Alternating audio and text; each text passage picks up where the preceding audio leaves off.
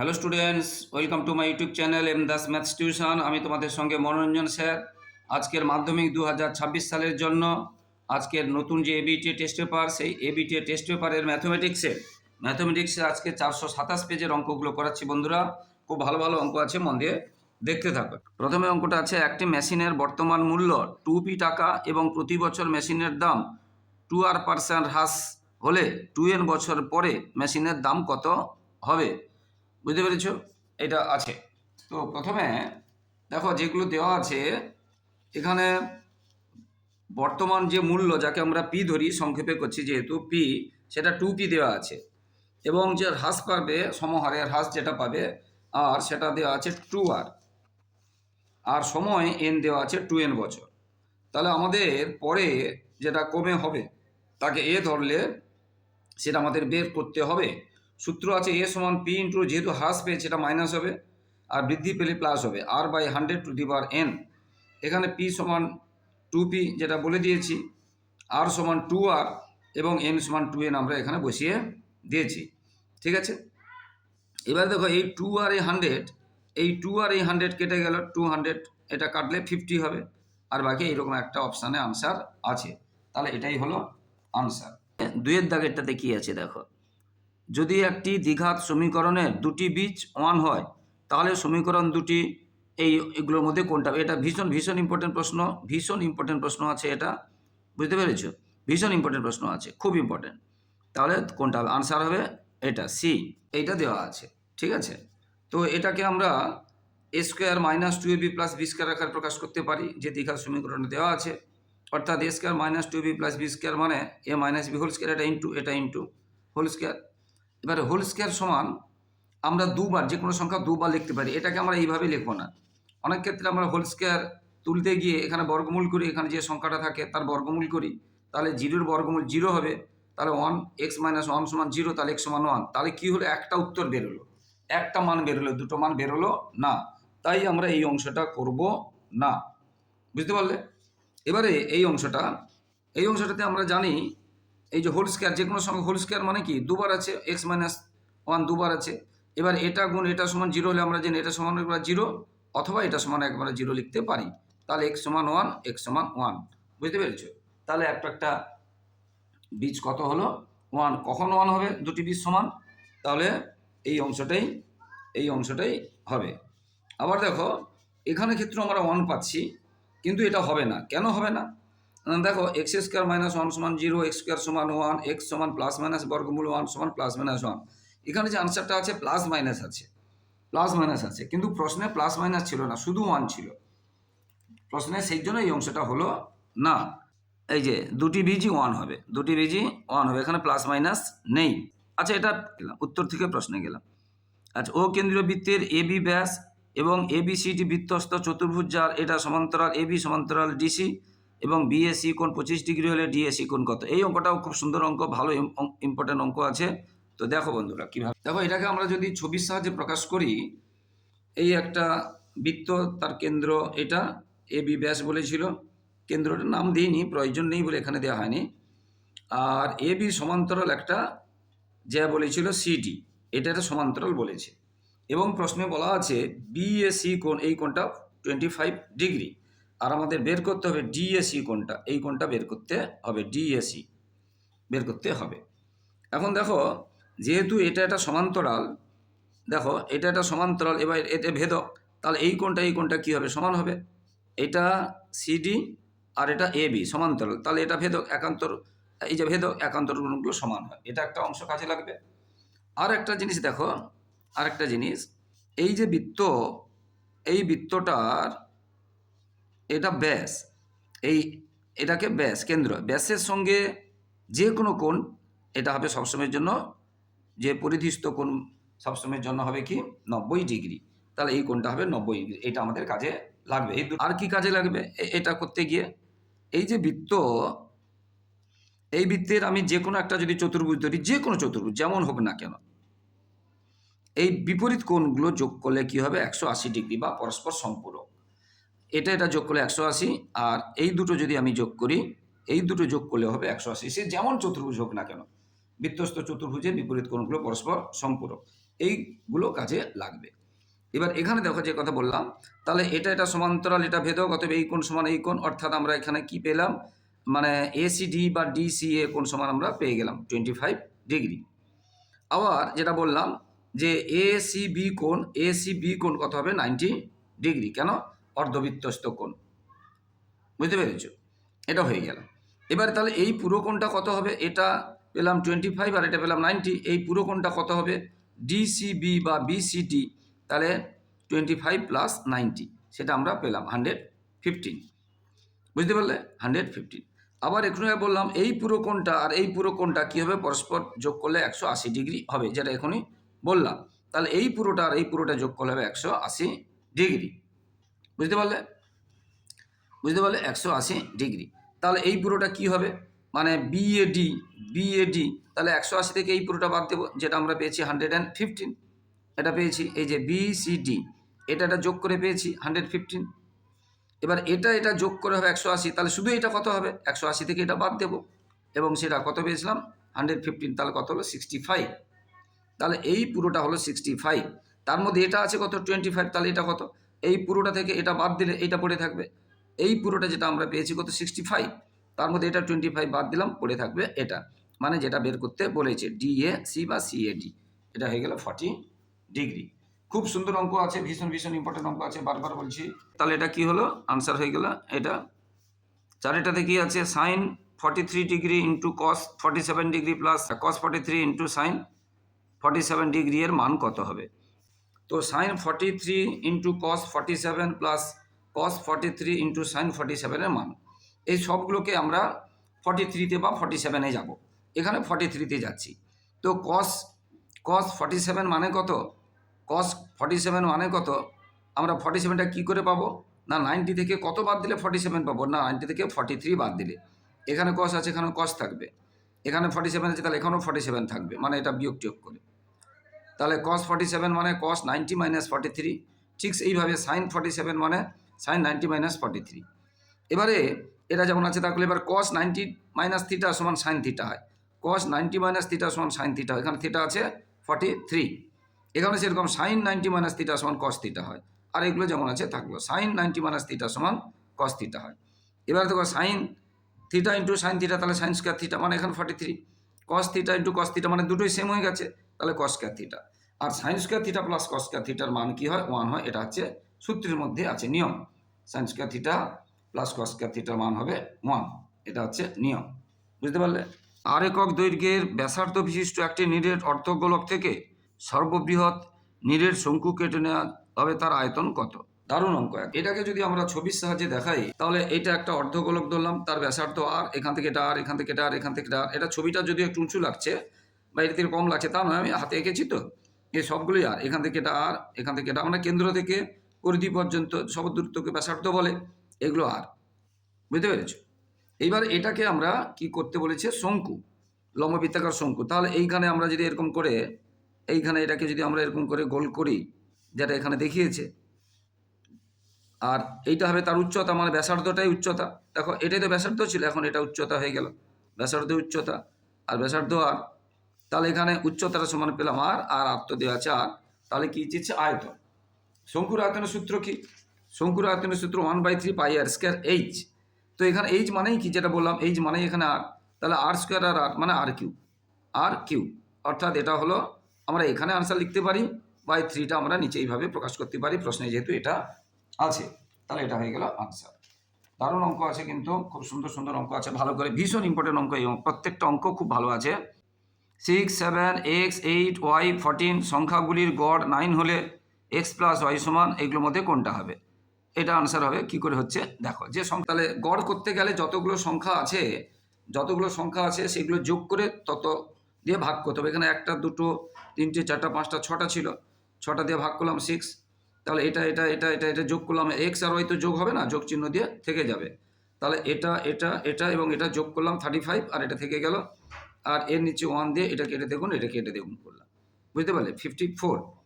এবারে এই 35টা ওদিকে চলে গেল, সমান এই দিক থেকে ওদিকে গেলে মাইনাস হয়, তাহলে হয়তো 19, তাহলে এক্স প্লাস ওয়াই সমান 19। এক বছরে আসল ও সুদ আসলের অনুপাত 8:9, তাহলে এটা আসল, এটা সুদ আসল, মানে এর মধ্যে আসল এবং সুদ আছে, এই আসল এবং সুদ থেকে আসল বাদ দিলে সুদ পড়ে থাকবে, 9 থেকে 8 গেলে 1 পড়ে থাকবে, তাহলে সুদ হলো 1 টাকা।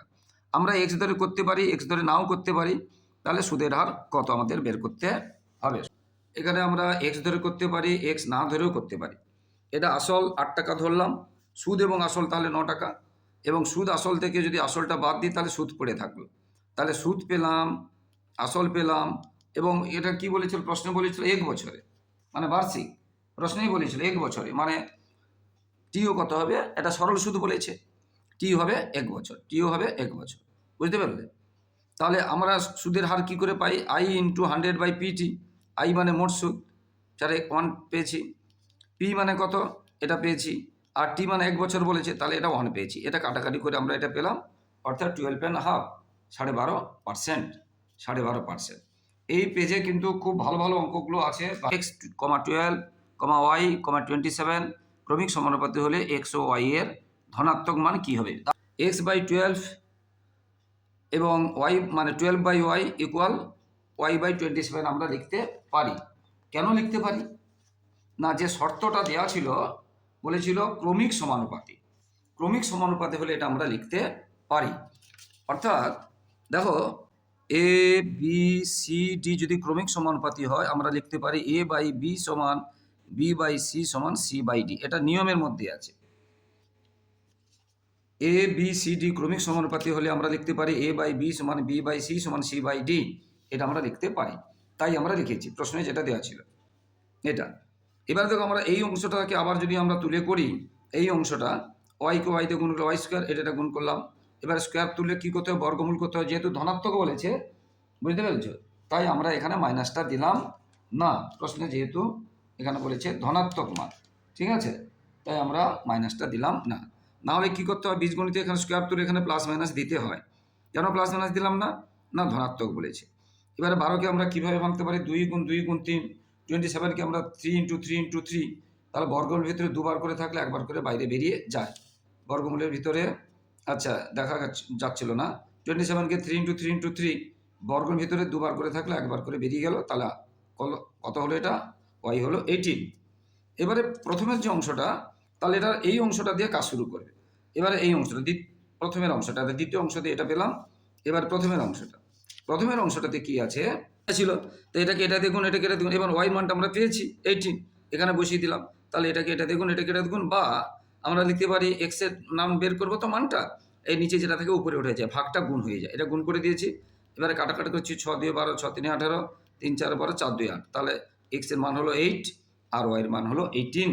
এর কোনো জ্যায়ের লম্ব সমদ্বিখণ্ডক ওই বৃত্তের ড্যাশ, ওই বৃত্তের কেন্দ্রগামী, এটাতে কিছু করার নেই, এটা তোমাদের একটা উপপাদ্য আছে, বুঝতে পেরেছ, একটা উপপাদ্য আছে কি, যে কোনো জ্যায়ের উপর কেন্দ্রগামী যে লম্ব এটাকে সমদ্বিখণ্ডিত করে, আবার সমদ্বিখণ্ডিত করলে লম্ব হবে এবং সেই লম্বটা কেন্দ্র দিয়ে যাবে, ইত্যাদি অনেকগুলো তোমাদের প্রয়োগ এবং উপপাদ্য আছে। এটা যদি লম্ব হয় এবং এটা যদি সমদ্বিখণ্ডিত করে তাহলে অবশ্যই এটা কেন্দ্রগামী হবে, তাহলে আনসার হবে কেন্দ্রগামী, বা সমদ্বিখণ্ডিত তখনই করবে লম্বভাবে, তাহলে কেন্দ্রগামী ছাড়া হবে না।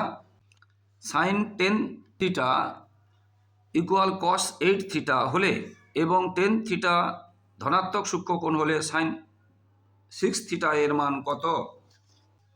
Sine 10 theta equal cos 8 theta, এখানে কস আছে, কস আমরা কি করতে পাই, একটু আগে পড়েছি কি করে পাই, যে sine 90 degree minus theta, sine 90 degree minus theta সমান cos theta, sine 90 degree minus theta সমান কস থিটা, এখানে থিটা মানে 8 থিটা। এবার দুদিকে সাইন চলে গেল, তাহলে 10 থিটা থাকলো, আর এখানে 90 ডিগ্রি মাইনাস থিটা থাকলো 8 থিটা। এবার এটা এদিকে চলে এলো, মাইনাসটা প্লাস হয়ে গেল, এটা, তাহলে এদিকে কত থাকলো, এটা এদিকে তো আছেই, চিহ্ন চেঞ্জ হবে না, এটা এদিকে আসছে বলে চিহ্ন চেঞ্জ হয়েছে। এবার 18 থিটা সমান 90 ডিগ্রি, তাহলে শুধু যে থিটা সমান কত, 18 দিয়ে ডিভিশন করতে ভাগ করতে হবে, তাহলে 18 5 90, 5 ডিগ্রি। এবারে সাইন 6 থিটা চেয়েছে, তাহলে থিটা কত পেলাম 5 ডিগ্রি, তাহলে 6 ইন্টু 5 মানে 30, আর সাইন 30 ডিগ্রি মান হচ্ছে 1/2, সাইন 30 ডিগ্রির মান কত 1/2, সাইন 30 ডিগ্রির মান 1/2, বুঝতে পারলেন। এরপরে যে অঙ্কটা আছে দেখো, একটি ঘনকের একটি তলের কর্ণের দৈর্ঘ্য সমান ড্যাশ ইন্টু একটি ধারের দৈর্ঘ্য। একটু ভালো করে পড়বে। একটি ঘনকের কর্ণের দৈর্ঘ্য বলেনি, একটি ঘনকের কর্ণের দৈর্ঘ্য বলেনি, বলেছে একটি ঘনকের একটি তলের কর্ণের দৈর্ঘ্য। প্রশ্ন বারবার বলছি, পরীক্ষার মূল কথা হচ্ছে, পরীক্ষায় ভালো নম্বর পাওয়ার মূল কথা, প্রশ্ন ভালো করে পড়তে হবে। একটি ঘনকের একটি তলের বলেছে, বুঝতে পেরেছ? তো ঘনক যদি কর্ণ বলতো, যদি ঘনকের কর্ণ বলতো, তখন আমরা কি লিখতাম? ঘনকের কর্ণের সূত্রটা দেখো, এখানে দেখিয়ে দিচ্ছি একসাথে। বাহু গুণ √3 বা √3 গুণ বাহু হতো, কিন্তু ঘনকের কর্ণের কথা বলেনি, একটি তলের কথা বলছে। একটি তল মানে কি? বর্গক্ষেত্র। আর বর্গক্ষেত্রের কর্ণ কি মানে এখানে 3 হবে না, √2 হবে। ঘনকের ক্ষেত্রে √3 হবে, আর বর্গক্ষেত্রের ক্ষেত্রে এটা √2 হবে। তাহলে বর্গক্ষেত্রে একটি তল মানে বর্গক্ষেত্র। বর্গক্ষেত্রে এই যে কর্ণের সূত্র কি হবে? √2 ইন্টু বাহু, √2 ইন্টু বাহু সমান কর্ণ। তাহলে বর্গক্ষেত্রের কর্ণের দৈর্ঘ্য কি হবে? √2 ইন্টু বাহু। তাহলে তোমাদের এখানে দৈর্ঘ্য সমান আমরা চেয়েছে যেটা ড্যাশ ইন্টু একটি ধারের দৈর্ঘ্য, তাহলে এটা হবে √2 ইন্টু একটি ধারের দৈর্ঘ্য। তাহলে শূন্যস্থানে কি হবে? এই যে ড্যাশ ইন্টু একটি ধারের দৈর্ঘ্য, তাহলে আমরা লিখব √2 ইন্টু একটি ধারের দৈর্ঘ্য, শূন্যস্থানে এটাই বসবে। ঠিক আছে? এরপরে যেটা আছে দেখো, x1 x2 x3 dot dot xn পর্যন্ত এর গড় আছে x বার, হলে ax1 ax2 ax3 dot dot এই পর্যন্ত এর গড় কি হবে? এর গড় কত হবে এখানে বসাতে হবে। এই অঙ্কটা আগেও ছিল, ভীষণ ইম্পর্টেন্ট অঙ্ক, এটা আগেও ছিল। তাহলে দেখো, যেটা প্রশ্নে যেটা দেওয়া আছে, এটা x1 এই পর্যন্ত এর গড় দেওয়া আছে x বার, আর মানে যেখানে এখানে এটা ছিল না, এগুলো ছিল না, শুধু x1 x2 ছিল, আর আমাদের বের করতে হবে এটা। তো এখানে প্রত্যেকটাতে এ আছে, কমন নিলাম, তাহলে কি থাকলো? x1 x2 এরকম পর্যন্ত থাকলো, আর এই মানটা বইতে কি দেওয়া আছে? x বার। তাহলে সামনে এ আছে, তাহলে আনসার হলো এ x বার। তাহলে আনসার কি হলো? এ x বার, এ x বার। বুঝতে পারলে? আনসার হলো এ x বার। এরপরে 3-এর দাগে, এরপরে 3-এর দাগে যে প্রশ্নগুলো আছে, 3-এর দাগে দেখো, সত্য মিথ্যা নির্ণয় করতে হবে। দুটি চতুর্ভুজের অনুরূপ কোণগুলি সমান হলে চতুর্ভুজ দুটির সদৃশ্য হবে। দুটি চতুর্ভুজের অনুরূপ কোণগুলি সমান হলে চতুর্ভুজ দুটির সদৃশ্য হবে। এগুলো চতুর্ভুজের ক্ষেত্রে হয় না, এগুলো হচ্ছে ত্রিভুজের ক্ষেত্রে হয়। বুঝতে পারলে? তার মানে এটা মিথ্যা, তাহলে এটা হলো মিথ্যা। এবারে বার্ষিক নির্দিষ্ট শতকরা চক্রবৃদ্ধি হার সুদে কিছু টাকা n বছরে দ্বিগুণ হলে 4 গুণ হবে 4n বছরে, এটাও মিথ্যা। এটা এইভাবে মনে হবে যে n বছরে যেহেতু দ্বিগুণ 4, এই যে n বছরে দ্বিগুণ হয়েছে, তাহলে 4 গুণ হবে 4n বছরে, না, এটা মিথ্যা। এরপরে x জেটের সঙ্গে সরল ভেদে আছে, y জেটের সঙ্গে সরল ভেদে আছে, তাহলে xy এটা আছে কিনা? এইটা সত্য। কীরকম দেখো, আমি মুখে যদি করি, এখানে জেড, এখানে ওয়াই, এখানে জেড, এখানে এক্স, এই জেডকে আমরা যদি সামনে নিই, তাহলে জেড আর এক্স, এখানে জেড আর ওয়াই, আর যৌগিক ভেদের উপাদ্য থেকে আছে, আমরা দুটোকে একসাথে করলে জেড একসাথে করলে এক্স ওয়াই একসাথে হয়ে যাবে, যৌগিক ভেদের উপাদ্য। তার মানে এটা সত্য। এরপরে যদি 0 ডিগ্রি থেকে আলফার মানটা বেশি হয় বা সমান হয় এবং 90 ডিগ্রি থেকে কম হয়, তাহলে sec square alpha plus cos square alpha এর সর্বনিম্ন মান 2 হবে। এখানে সর্বনিম্ন মান বলেছে, কি বলেছে? সর্বনিম্ন মান। এখন আমাদের মানে তোমাদের যে কোনো sine cos tan cot cosec sec, এগুলোর যে 0 থেকে 90 ডিগ্রি পর্যন্ত যে মানগুলো দেওয়া আছে, অন্য কিছু নেই, তার মানগুলোর মধ্যে এখানে কার চেয়েছে? সেক, বুঝতে পেরেছো? আর কি? কস, সেক আলফা আর কস আলফা, দুটোই যেন একই ডিগ্রি হয়। আলফা মানে দুটোই 45 কি দুটোই 0 কি দুটোই 90, এরকম করে করতে হবে। আচ্ছা, এর আগেরটা যেটা বলেছিলাম, দেখো এটা সমান এটা, এই যে এটা ছিল, জেডটাকে সামনে নিলাম, প্রশ্নে আগে এক্স ছিল, এটার আগে ওয়াই ছিল, যেটাকে সামনে নিলাম, এবার এই দুটো জেড মিলে গেল, তাহলে এক্স আর ওয়াই। কিচ্ছু করতে হবে না। এটা কেন পেলাম? না, যৌগিক ভেদের উপপাদ্য থেকে। এরপরে এই অঙ্কটা যেটা এখনই বললাম, তোমাদের যেটা বললাম যে সেকের ক্ষেত্রে সর্বনিম্ন মান হচ্ছে সেক 30 ডিগ্রিতে আছে 1, সেকের আলফা, আলফা হোক থিটা হোক যাই হোক, সর্বনিম্ন মান অর্থাৎ সেক আলফা মানে এখানে সেক 30 ডিগ্রি, সেক 30 ডিগ্রি সর্বনিম্ন মান আছে 1, বুঝতে পারলে 1। তাহলে সেক আলফা আর এখানে ছিল কি কস, এখানে কি ছিল প্রশ্নে কি ছিল কস, ভীষণ ইম্পর্টেন্ট প্রশ্ন কিন্তু বারবার বলছি, এইখানে ছিল কস। তো কস মানে আমরা কি জানি, কস মানে 1/sec, কস মানে 1/sec। তাহলে এখানে স্কোয়ার থাকলে স্কোয়ার দেবো, স্কোয়ার না থাকলে স্কোয়ার দেবো না, এখানে স্কোয়ার ছিল প্রশ্নে। তাহলে এটা মান কত পেয়েছি 1, আর এটাও পেয়েছি 1, তার স্কোয়ার 1 স্কোয়ার 1 হয়, 1 স্কোয়ার 1 হয়, 1/1 1 হয়, 1 + 1 2 হয়। তাহলে এটা হলো আনসার। তার মানে এখানে 2 আছে, তার মানে এটা ঠিক সত্য, এটা সত্য, বুঝতে পারলে। এরপরে এটা হয়ে গেল সত্য।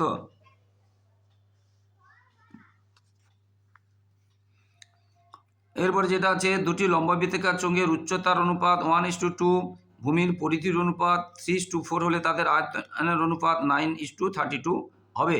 এটা বের করতে হবে, বের করে দেখো যেগুলো দেওয়া আছে আর যেগুলো বের করতে হবে। দেখো